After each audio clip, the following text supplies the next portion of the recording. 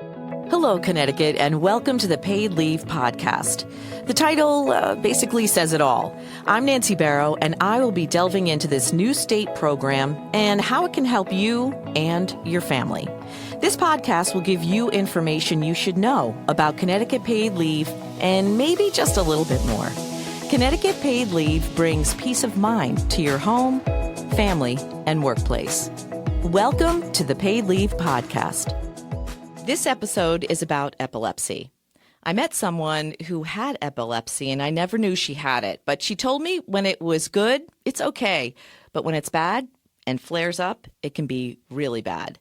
Today may be an education for some people who may not know anything about epilepsy. Connecticut paid leave can help people suffering from a chronic condition like epilepsy. It must involve incapacitation and continuing treatment from a healthcare professional. When you need to take time away from work to take care of yourself or a loved one with epilepsy, Connecticut paid leave provides income replacement for up to 12 weeks. Now, that can be taken all at once or intermittently so you can work and get treatment, or on a reduced schedule so you can go to doctor's appointments or for mental health appointments if needed. Joining me today from the Epilepsy Foundation of Connecticut is the Programs and Services Director, Monica Anzelone. And she's brought a guest with her. His name is James. He's 31 and he has epilepsy, and he is employed. Welcome to the podcast, Monica and James. Thank you both for being here. Thank you. Monica, let me start with you. Can you just tell me what epilepsy is? Sure. Yeah. So epilepsy is a very broad term that is used to describe a brain disorder that causes seizures. And there's many, many different types of epilepsy. And there are also many, many different types of seizures. And so epilepsy can be categorized by focal, generalized, or a combination of the two. And it really depends on where the seizure is happening in the brain. A doctor generally diagnoses someone with epilepsy if they've had 2 or more unprovoked seizures. So really anybody, everyone has a brain, and that brain has the capacity to seize. Some are just more susceptible than others, and some are dealing with other medical conditions that might be bringing on that seizure activity. And so the statistic is that 1 in 10 people will have a seizure in their lifetime, and 1 in 26 will develop epilepsy in their lifetime. So it's not something that you can diagnose as a child, or can you sometimes? Is it, do infants have epilepsy, or is it something that progresses over time? Yeah, so yes to both. So people can be diagnosed at birth due to perhaps complications from the birth, for example, or again, other conditions that exist that perhaps are bringing on those seizures.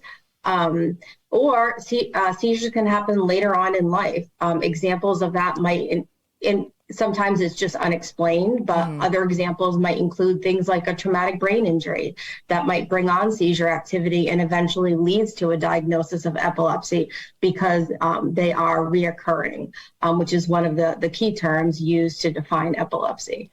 Interesting. And can you give me like a little history lesson about the Epilepsy Foundation and what you do and the services you have? We have a pretty wide range of services and supports for people. The most basic is really people can just call into the office and ask questions, because this is can be a very difficult diagnosis to get, and it can be very complicated and hard to understand. This is not something that most people, the average person, knows anything about, really, despite the fact that it's one of the most common neurological conditions out there. And so in addition to providing information about epilepsy, we offer support groups. They are currently virtual. We also do a few different what we call self-management programs for people with epilepsy. And James was actually a part of one of those, which I'm sure would be happy to speak with you about. We also serve as advocates in the community. So for those perhaps that are experiencing discrimination, and perhaps in the workplace or in schools, we try and help provide them with the information and the resources in the community that's needed, or even act on their behalf as advocates. We have financial assistance program for those that maybe need medical care that insurance does not cover. And sort of the list goes on, but those are some of the key things that we provide. One of the other things I didn't mention is education. So education is huge, right? And so we make sure that we are in the community as much as possible to educate people about epilepsy, especially those that are working directly with children or adults that have seizures, so that they know what to do. Can you be seizure free after a diagnosis with medications or with surgery? Can that happen? Yes, it can happen. So this is a spectrum disorder, much like autism is a spectrum disorder, and most people are familiar with autism, where people can fall on all different sides of that spectrum. Mm-hmm. Epilepsy is much like that. And so for some people, they can take one medication and they might be controlled. That medication controls their seizures, stops their seizures, or for the most part, stops their seizures. For other people, they might try up to 10, even beyond 10 medications, and they are still not controlled. So it really just depends on the individual, the diagnosis. Are they dealing with other conditions, perhaps things like tumors that are inoperable, that are still causing seizure activity that it just cannot do much about? And then others are diagnosed at a young age, but it's a type of epilepsy that they grow out of by the time they're adolescents. And then once they reach adolescence and into adulthood, they may not have any more seizures, and eventually can get off medication if they're on medication. Wow, a really complicated yes. condition, really. Yeah, it really is. Well, hi, James. Thank you so much for being here. Why don't you tell me your story? When were you diagnosed? So I was first diagnosed actually with epilepsy when I was 7 years old. I had my first seizure. It happened on July of 1998, July 31st of 1998 to be exact. And one of the things actually that I wanted to do before was I just wanted to thank, the Connecticut Epilepsy Foundation for having me here. Thank you for having me on this. I also want to thank those that have supported me through this journey, which include my parents, my sisters, and along with my extended family as well. I would imagine that you really do need a really good support system when you got diagnosed. It must have been a scary time for you and your family. It was a very scary time. And it's one of those things that, you don't know when you're going to have one. Mm-hmm. So for example, I'll give you a really good example. I had a seizure when I was 11 years old. That was my first one, or my last one that I had. And then I went 20 years and I just had one in July of this past year. And then I went 5 months after that and I had another one. So are you trying different medications? Is that what the protocol is right now with you and your doctors? And do you have a whole health team helping you, a neurologist and other doctors? Yes, I have a neurologist that I see. Now we used to see one. I used to see once a year. I now see every 3 months now because of what's been going on. So I really haven't undergone any treatment for seizures. I'm only on medication that really helps control them. But one of the medications that I take is at night. And that was prescribed to me to help me sleep because they found that I was having a sleep disorder. This medication, I will tell you, has made a major difference in helping me relax and go to sleep at night. And they actually wanted to take me off the medication because I had been sleeping so well. And I had mentioned to my doctor that I would like to stay on the medication for a little while because I had been sleeping so well. Are there certain triggers that can bring on a seizure, or you don't really know? Some people, I've looked at some videos and some people say certain smells will trigger them. One of the things that they found was that I was not getting enough sleep. Mm-hmm. And one of the things that I do recommend for people that do have seizures is get accommodations put in at your workplace. Use your doctors to help you get accommodations put in the workplace. That is one of the biggest things that has helped me in my job, is getting accommodations put in the workplace.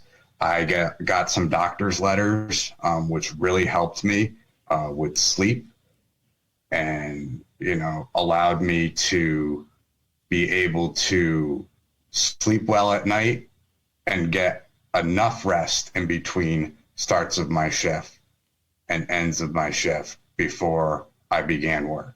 That is one of the biggest things I recommend for people, is that people get accommodations put in, because it makes a big difference. Well, I would imagine it would be nerve-wracking. You were 20 years free of having seizures, and then starting to have them again and working, you would have to say something to your boss, because if you did have a seizure at work, you'd want them to know what to do. That's where I had my second one.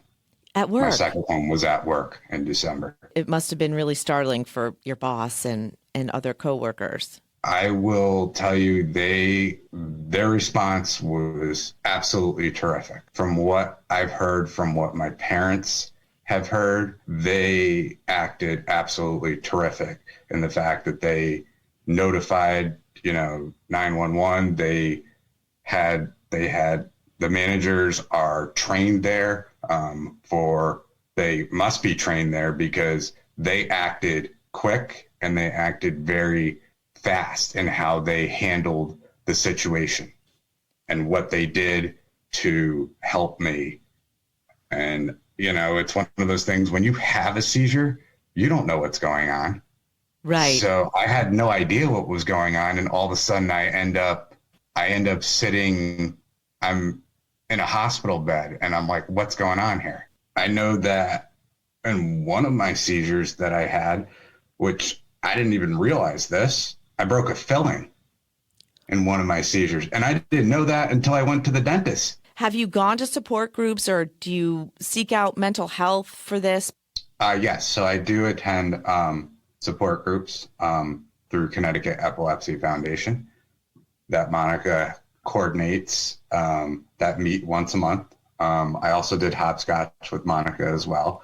And those who are unaware of hopscotch, it's a great program that helps to develop memory strategies. And this is definitely a program that I would highly recommend for individuals who have a memory problem that is caused by epilepsy. Monica could probably speak more on that thought, because she actually coordinates it, and she was the one that I actually did it with. Yeah, so this is a program. It's a very long acronym for a program that is focused on helping people with memory and cognitive and their cognitive health. Basically, this was a program created by Dartmouth Hitchcock Hospital, and the intention is to sort of help people that have epilepsy, that are struggling with memory, sort of regain some control over that area of their life. So we know that there are areas specific to memory that are out of people's control. Maybe their memory problems have to do with their seizure activity, or maybe their medication side effects. But there are areas that do affect memory that people are aware of. Things like James mentioned with sleep, not sleeping well. Also mood and stress, anxiety, depression, all of these things can sort of contribute to people really having difficulties or increasing their cognitive and memory challenges. And so this program really focuses on those areas, equips people with the tools and strategies needed to sort of manage this one part of their life. But it's also an opportunity for people to just talk, to kind of share what's going on in their lives, and how can we help them sort of work through this. And again, like really develop more and better coping skills to help with that. We do have another program specific for people that are dealing more with mental health concerns, and that is titled Project Uplift. We've been doing that now for, I'd say, about 5 years. And that is unlike hopscotch, which is one-on-one. The Uplift program is in a group setting. So there are people, it acts kind of like a support group, but yet it's also an opportunity for people to learn and develop skills, much like hopscotch. And the only criteria is that they're an adult and they have epilepsy. So again, it really sort of uses a cognitive behavioral health model to sort of help people manage some of what they're dealing with. And yeah, it really just, again, gives people an opportunity to share, to hear others' experiences, and to educate themselves a little bit more. So, James, when you first started to have seizures, when you said you were 7 and 11, did that affect your life, like school? Did people treat you differently? I think when I was younger, I wasn't more aware of it as opposed to now that I'm an adult and I can understand what's going on and understand that, okay, once I have a seizure, if I have a seizure, I know right away when I see my doctors, they're going to tell me, you can't drive for 3 months. Oh, wow. Okay. I didn't know that. So how do you get around, and do you have friends or support groups who help you get to where you need to go? Normally my parents had to transport me when I started working again in August. They had to transport me to work and from work.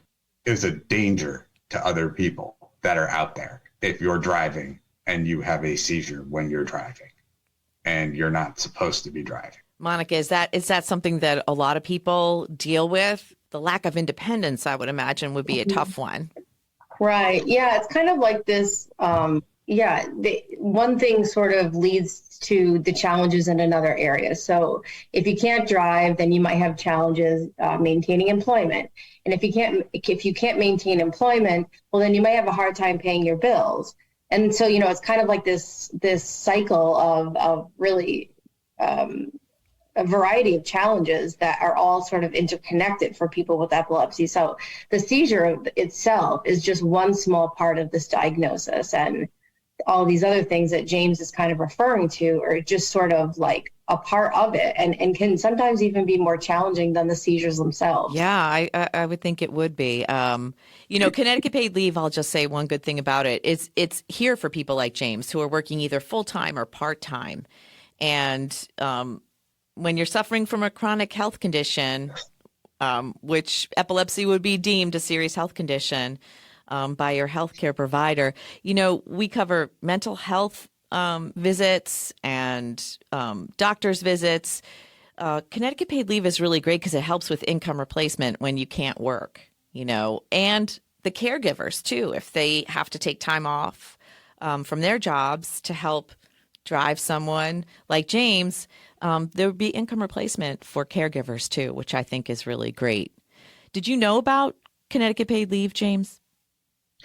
I did not.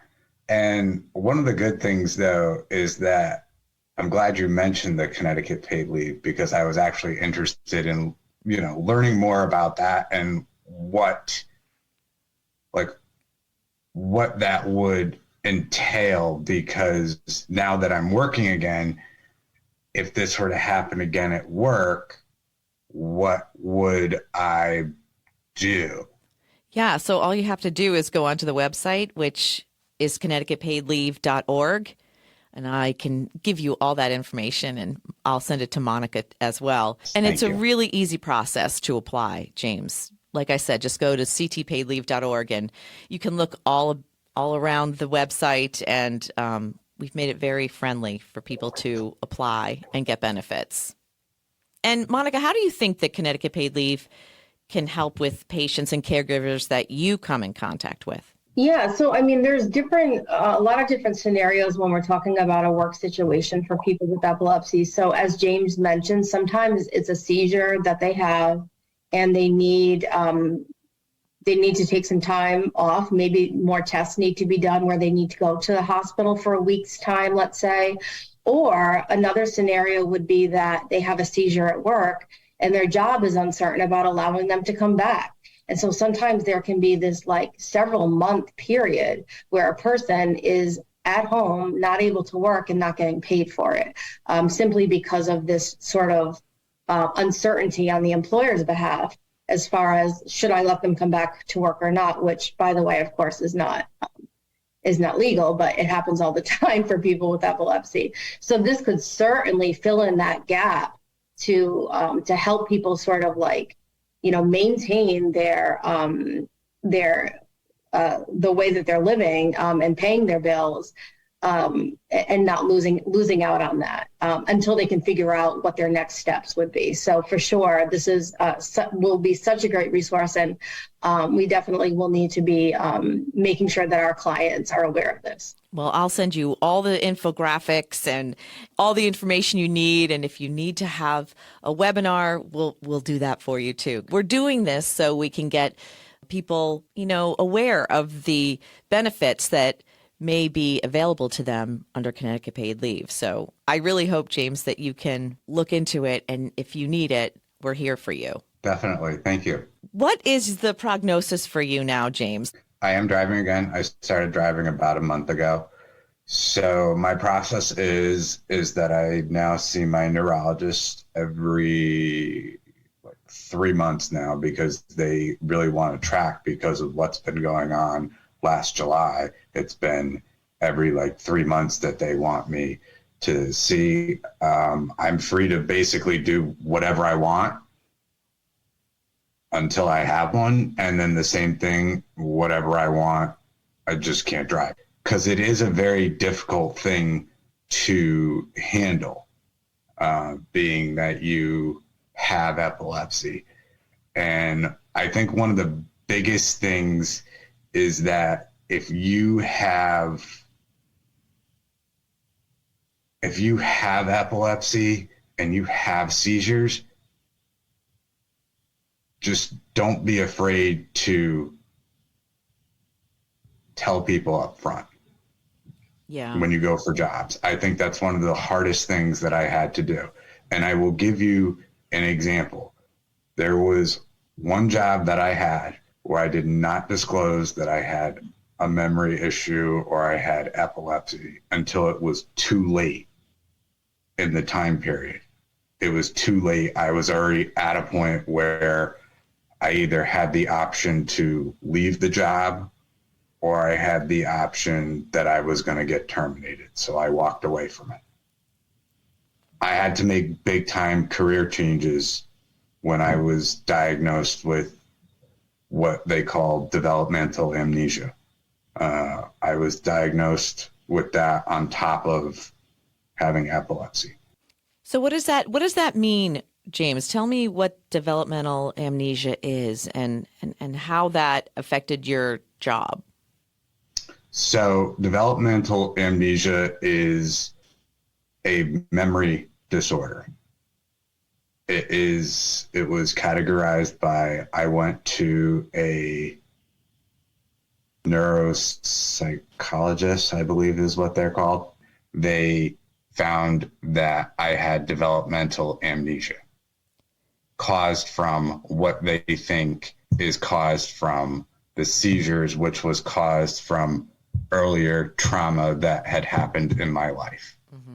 When you have that amnesia, if people tell you something, do you forget right away, or how does that work so it would impact a job? One of the ways that it would impact a job would be that if I don't write something down, if I don't write something down that my manager tells me to do, I'm going to forget it. And that's just 5 minutes later, I'm going to forget what I'm supposed to do. Monica, do you find that there is sort of discrimination at the workplace for people with epilepsy, and it's difficult when someone may have the same kind of amnesia that James has? And is that pretty commmen? Yeah, it's kind of surprising in this day and age that discrimination really does still exist. But I think, and that's in many different areas, but specifically for epilepsy, very much so. This is something that people oftentimes are afraid of. There is still a stigma associated with it. And people often, the first thing is liability. They think that they are going to be liable if something happens to the person that has a seizure there at the workplace.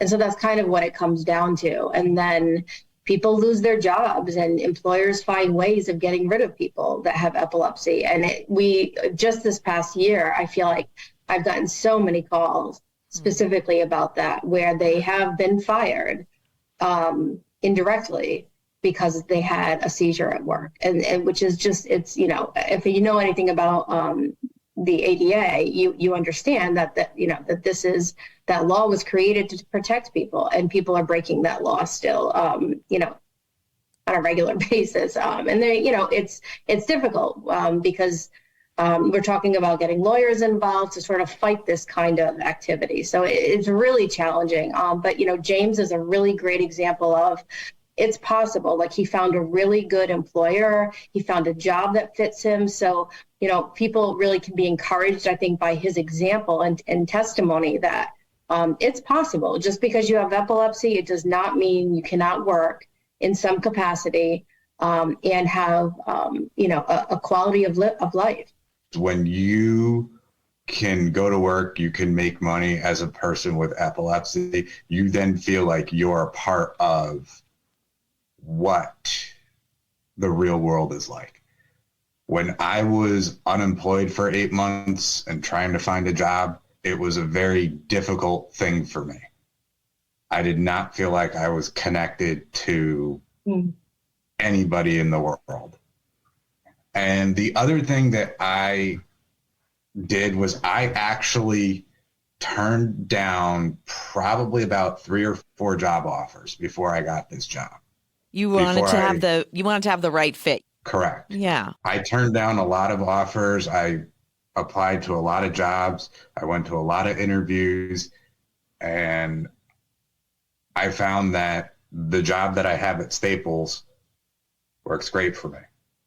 Yes, I'm a regular employee that works in a retail environment, and I guess that's just where I belong, because the other jobs didn't work out for me. Right. And it's fulfilling for you, and you're independent. Right. Yeah. And I think probably one of the better things that is not only important is you need to find a job that works for you, but you also need to find a team of employees that connect with you well too. And I have that in both senses. And you're feeling good and healthy because you're sleeping too, which yes, that's really important. That's great. Getting the rest is very, very important. Going to see your doctors too. I will not stress enough on how important it is to go and see your doctors. Monica, are a lot of people affected in Connecticut? Yeah, well, so the number right now is there's over 36,000 individuals that have epilepsy. Wow, so you have a lot of work to do. Well, I want to thank my guest, Monica Anzelone, the Programs and Service Director of the Epilepsy Foundation of Connecticut. Thank you, James, so much for sharing your story. I think it's really important to get all of this information out there. And of course, Connecticut Paid Leave is here for you. So if you need it, James and Monica, I really would love to work with you and get some more information to caregivers and to the patients. Yes, thank you. Thank you very much. And thank you, everybody, for the support, everything that like I said, from my family, from my friends, from my coworkers, to the people at Epilepsy Foundation. Thank you so much for all that you do. And thank you all for just being there for us. Well, fingers crossed you don't have any more seizures. Let's hope that you are seizure free. I'm pretty sure with all the help that I have from the medical providers and everything that I will be perfectly fine, and just have to watch my stress level and know when to just relax. There you go. For more information on epilepsy, you can go to epilepsyct.com. And for information or to apply for benefits, please go to ctpaidleave.org. This has been another edition of the Paid Leave Podcast. Please like and subscribe so you'll be notified about new podcasts that become available. Connecticut Paid Leave is a public act with a personal purpose. I'm Nancy Barrow, and thanks for listening.